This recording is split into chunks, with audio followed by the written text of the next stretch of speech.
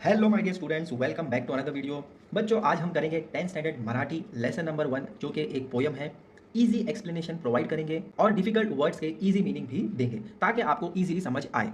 तो चलिए जल्दी से स्टार्ट करते हैं आज की क्लास। तू बुद्धि दे, ये एक प्रेयर है। कवि इसके गुरु ठाकुर हैं। इनका जन्म यानी डेट ऑफ बर्थ इनकी 1968 है।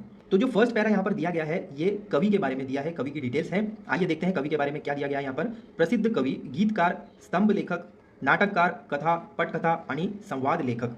प्रसिद्ध का मतलब होता है फेमस, यानी ये फेमस कवि हैं, फेमस पोएट हैं। अब इनके डिफिकल्ट वर्ड्स जो भी यहाँ पर दिए गए हैं वो यहाँ पर मैं आपको दे देता हूँ। गीतकार का मतलब होता है सॉन्ग राइटर। स्तंभ लेखक यानी कॉलमनिस्ट। कॉलमनिस्ट कौन होते हैं? जो न्यूज़पेपर में कॉलम्स लिखते हैं। नाटककार यानी प्ले राइटर। कथा यानी स्टोरी राइटर, इन्होंने कथा भी लिखी है, स्टोरी भी लिखी है। पटकथा यानी स्क्रिप्ट, जो फिल्मों में स्क्रिप्ट वगैरह होती है तो इन्होंने स्क्रिप्ट भी लिखा है फिल्मों में। और लास्ट में संवाद लेखक। संवाद लेखक कौन होते हैं? Dialogue writer. तो फिल्मों में जो डायलॉग वगैरह लिखे जाते हैं इन्होंने ये भी किया हुआ है। तो ये सब टैलेंट गुरु ठाकुर जी के हैं। तो डिफिकल्ट वर्ड्स को अंडरलाइन कीजिए और उनके मीनिंग्स आप यहाँ पर लिख दीजिए ताकि जब आप रीड करें तो आपको इजीली समझ आ जाए। मराठी चित्रपटांसाठी त्यांनी लिहिलेली गीते अतिशय लोकप्रिय आहेत। यानी मराठी फिल्मों के लिए इन्होंने लिखे हुए सॉन्ग्स बहुत पॉपुलर हैं। लोकप्रिय यानी पॉपुलर। अब देखिए यहाँ पर नेक्स्ट आगे कुछ फिल्मों के नेम्स हैं, मराठी फिल्म्स हैं।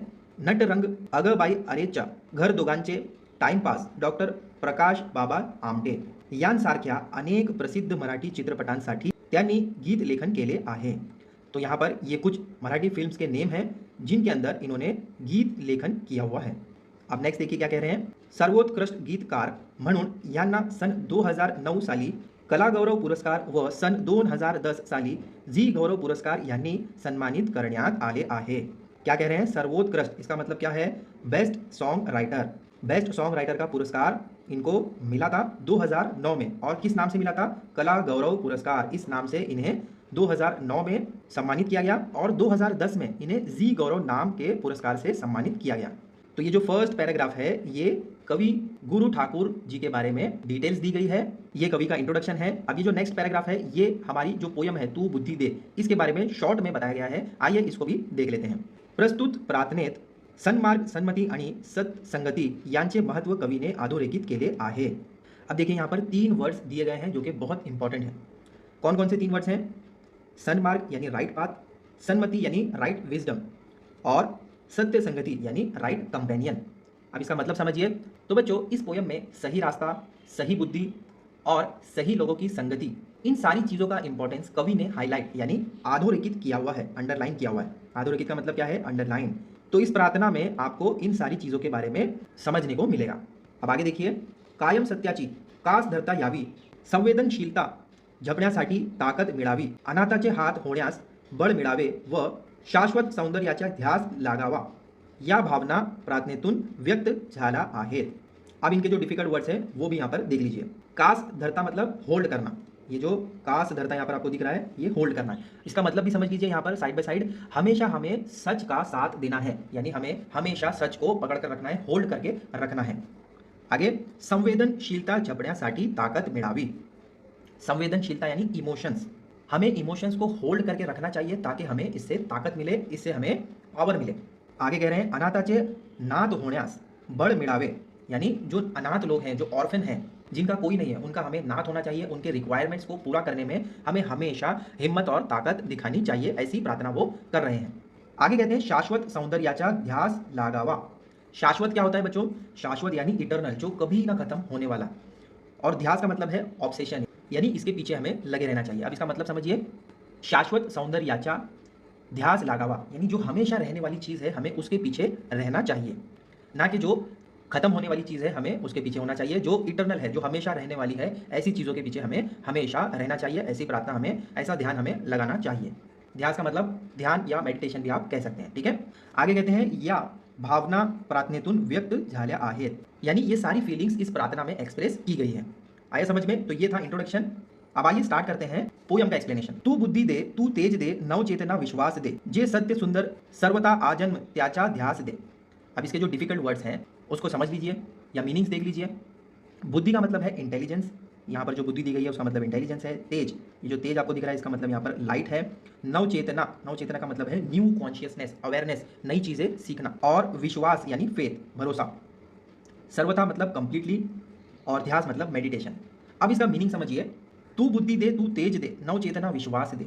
यानी तू हमें इंटेलिजेंस दे, तू हमें लाइट दे और नव चेतना यानी अवेयरनेस दे विश्वास के साथ। ये जब आपको इंटेलिजेंस मिलेगी नॉलेज की लाइट के साथ, तब आप विश्वास के साथ सभी चीज़ों को जान सकेंगे, सभी चीज़ों को अच्छे से पहचान सकेंगे। तो इसीलिए यहाँ पर कह रहे हैं कि तू हमें बुद्धि दे, इंटेलिजेंस दे, लाइट के साथ और नव चेतना यानी कॉन्शियसनेस के साथ हमें विश्वास दे। नेक्स्ट, जिस सत्य सुंदर सर्वता आ जन्म त्याचा ध्यास दे।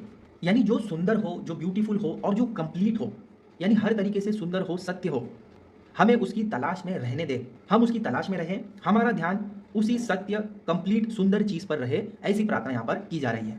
ध्यास यानी मेडिटेशन या फिर आप ध्यान लगाना कह सकते हैं। तो जो कंप्लीट हो, जो सुंदर हो, सत्य हो, उसके पीछे हमें रहना चाहिए, उसी के ध्यान में हमें रहना चाहिए। ऐसा यहाँ पर प्रार्थना की जा रही है।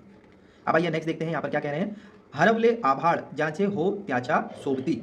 यानी जिनका कोई मददगार नहीं, जिनका कुछ नहीं, हरवले यानी जो अपना सब कुछ खो चुके हैं, जिनके सर पर छत नहीं है, तो उनका हमें सोबती यानी कंपेनियन होना चाहिए, उनका साथ हमें देना चाहिए। उन्हें अगर कोई ज़रूरत हो रही हो तो उनकी ज़रूरतों में हमें ज़रूर कंट्रीब्यूट करना चाहिए और उनकी मदद के लिए हमेशा उनका साथी बनना चाहिए। नेक्स्ट, सापड़े ना वाट जानना हो त्यांचा सारथी। सारथी का यहाँ पर क्या मतलब है? गाइड। अब मीनिंग समझिए इस लाइन का, यानी जिन्हें रास्ता नहीं मिल रहा हो, जो भटक चुके हैं, उन्हें हमें गाइड करना है, उन्हें हमें सही रास्ता दिखाना है। आगे कहते हैं, साधना करी थी तुझी जे नित्य व साहस दे।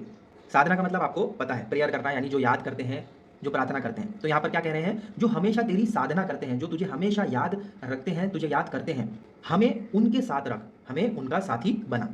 अब नेक्स्ट देखिए क्या कह रहे हैं, जान वाया दुर्बलाचे दुख आनी वेदना। इसका क्या मतलब है? यानी हमें पता चले, दुर्बल यानी जो दबे हुए लोग हैं, जो दुख में हैं, उनका दुख हमें पता चले, और वेदना, वेदना का मतलब है पेन।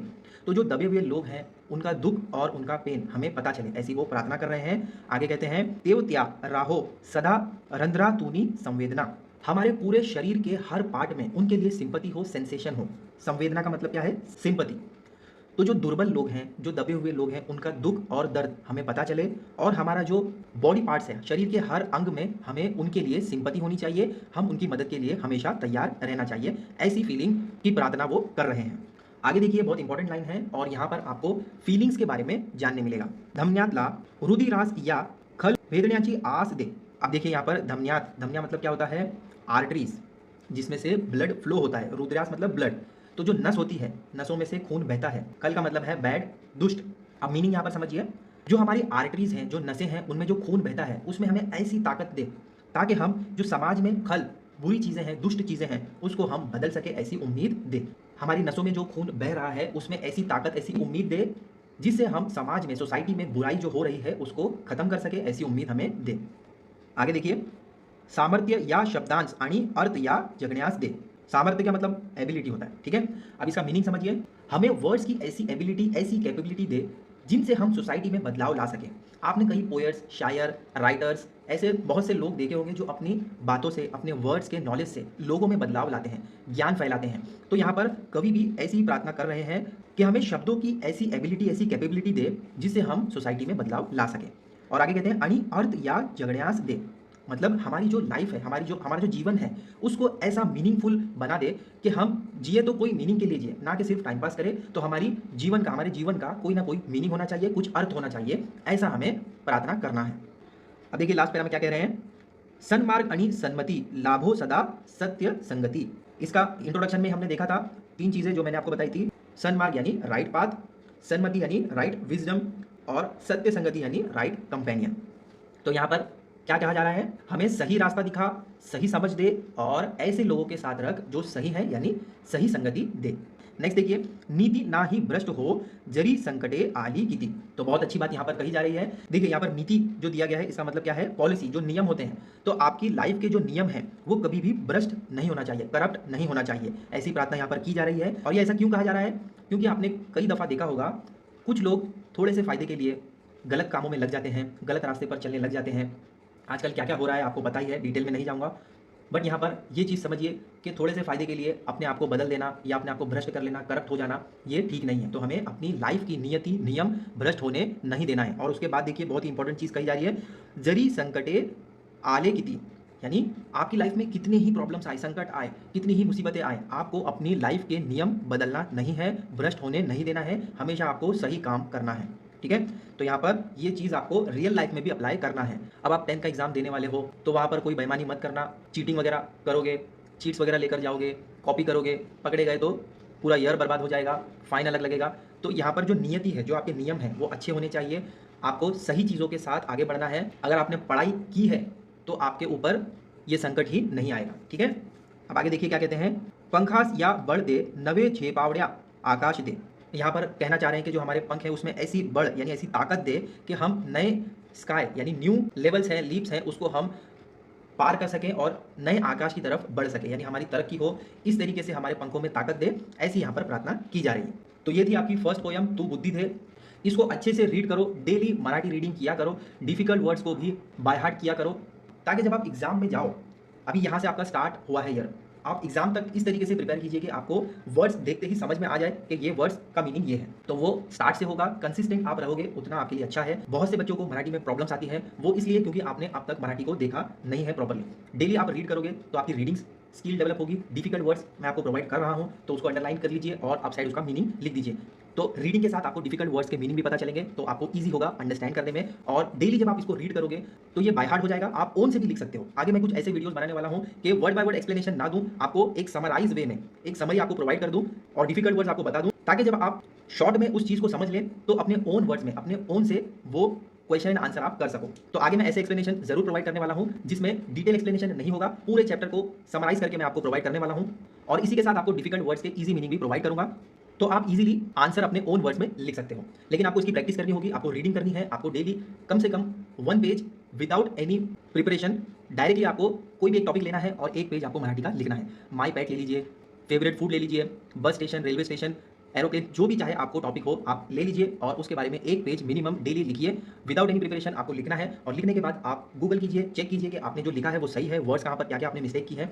और इस तरीके से आप इस स्किल को डेवलप अगर करेंगे स्टार्ट से, तो एंड में जब आप फाइनल एग्जाम में जाओगे, बोर्ड एग्जाम में जाओगे, तो वहाँ पर आपको ये बहुत काम आएगा। मेरे बहुत सारे स्टूडेंट्स हैं जिनको मैंने इसी प्रैक्टिस के साथ आगे बढ़ाया था और 1 साल के बाद जब उन्होंने एग्जाम दिया तो वो आकर मुझे थैंक्स कह रहे थे। तो आप भी इस तरीके से कर सकते हो। डेली आप 1 पेज मराठी का लिखिएगा, आपको पता चलेगा कि आपका वीक एरिया कहाँ है। स्टार्ट में आपको टाइम लगेगा, लेकिन जैसे जैसे आगे बढ़ोगे आपका टाइम भी रिड्यूस होगा और आगे आपको इसका काफ़ी फायदा होने वाला है। और बच्चों, आप सोचोगे कि मैं बाद में स्टार्ट करूँगा या बाद में स्टार्ट करूँगी, तो ये टाइम निकलता चला जाएगा, आप सोचते ही रह जाओगे और बोर्ड एग्जाम आ जाएगा, वहाँ पर आप कुछ नहीं कर पाओगे। अच्छी वाली प्रैक्टिस, हार्ड वर्क करना है और ये कंसिस्टेंसी से होगा। डेली आप करोगे तो ही होगा। आपको जस्ट हाफ एन आवर या 45 मिनट्स निकालना है मराठी के लिए, जिसमें आप 15 मिनट्स रीडिंग कीजिए और हाफ एन आवर आप मराठी राइटिंग की प्रैक्टिस कीजिए। कोई भी एक टॉपिक लीजिए और उसको लिखना स्टार्ट कीजिए। तो ये मैं आपको इसीलिए कह रहा हूँ क्योंकि मराठी में बहुत से बच्चों को डिफिकल्टी आती है और एंड में आप कुछ नहीं कर पाओगे, सोचते रह जाओगे और वहाँ पर आपको सोचना पड़ेगा कि जस्ट मुझे पास होना है। तो ऐसा मत कीजिए, क्योंकि ये लैंग्वेज है, लैंग्वेज यहाँ नहीं आपको आगे भी काम आएगी। तो आई होप जो भी मैंने आपको समझाया इजीली समझ आया होगा। ऐसे ही और चैप्टर्स हम आपके लिए लाते रहेंगे। चैनल पर अगर आप नए हैं तो चैनल को सब्सक्राइब कर लो। मिलते हैं अगले वीडियो में एक नए चैप्टर के साथ। Till then take care, bye.